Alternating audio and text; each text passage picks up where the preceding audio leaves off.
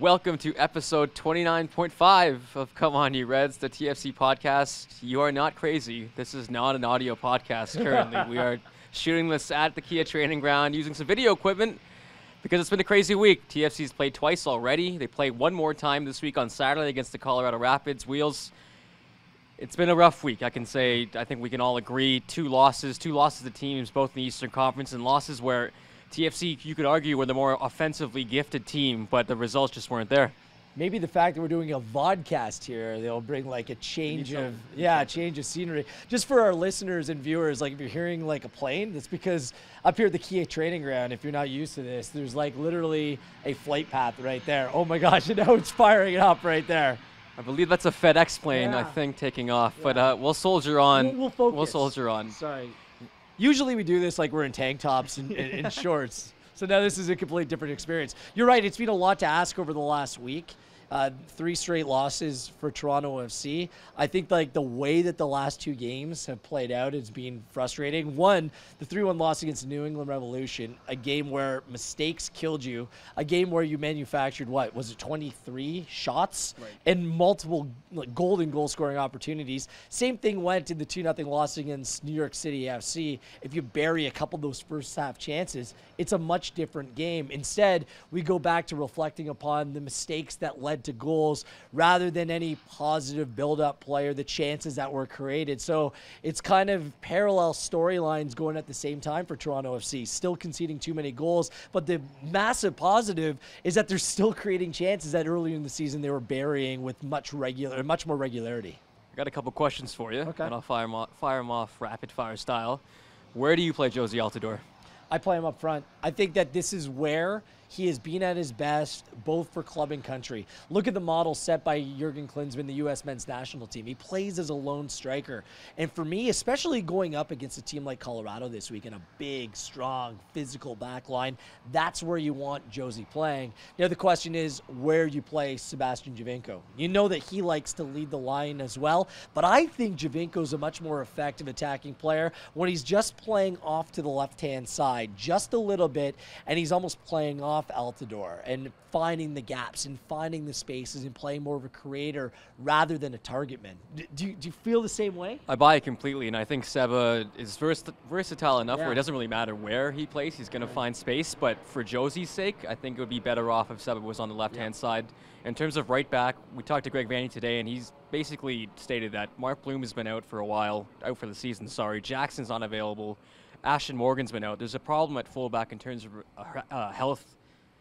Who plays at right back? I know Marky Delgado, this is not his natural position, but is it Josh Williams for you? I asked Josh Williams that question today at training, and he said, I've played there before. I can play there. I'm comfortable with myself playing in that position. He's a center back, though. He is, but at this point, when you're conceding goals, a little bit more of a no-nonsense player to the back, I don't think that that's necessarily a bad thing. He's a veteran. He's played in this league. I really like what he's brought to the table. And you're right, ideally you play him at center half, but right now when push comes to shove, when you don't have that ready-made replacement at that position, I think Josh is the way to go. I think Marky's done a nice job. He's more the finesse player coming out of the back. But for me, with this team right now, get back to basics. Keep it simple. Just have a strong defensive shape across the back line and let your attacking players go out there and do the work and attack. I think the physicality has been something that Marky's had an issue with at right back into just being pushed off the ball. And he's young, right? Yeah. He's young. Played his best football in the midfield as well. Going forward, we look at Colorado, a team that's last in the Western Conference. If they're in the East, they'd probably be within points of I think they'd be almost in a playoff spot right now, just showing how tough the West has been. 8-8-10. A strange team. They defend very well, attacking not so much.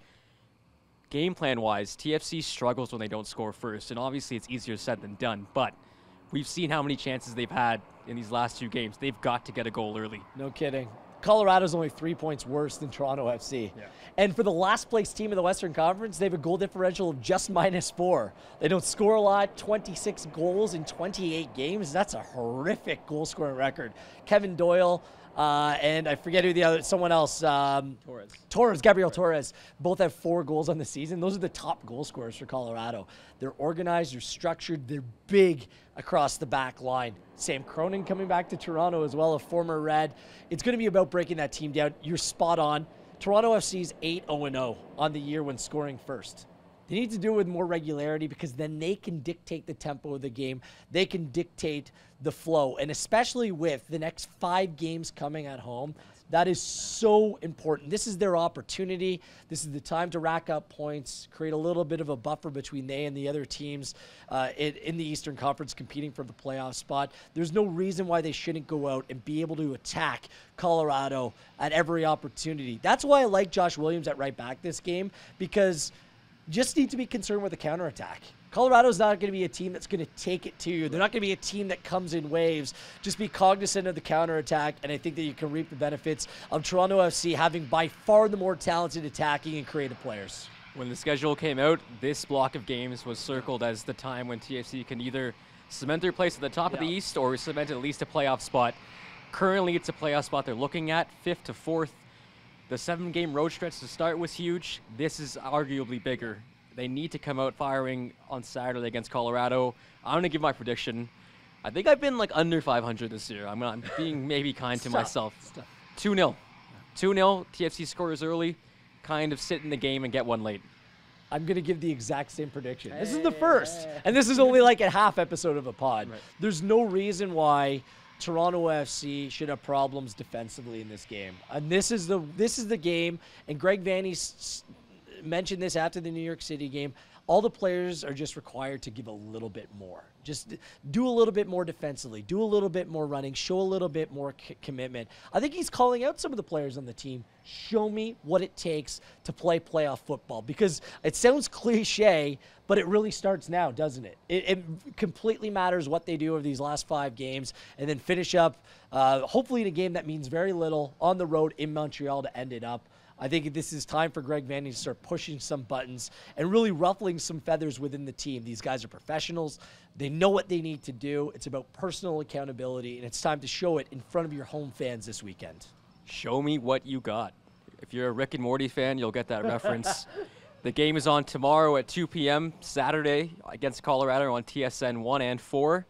And you can also go to BMO Field. It's going to be a bit of a wet day, but still cool. So good viewing for football. Yeah, absolutely.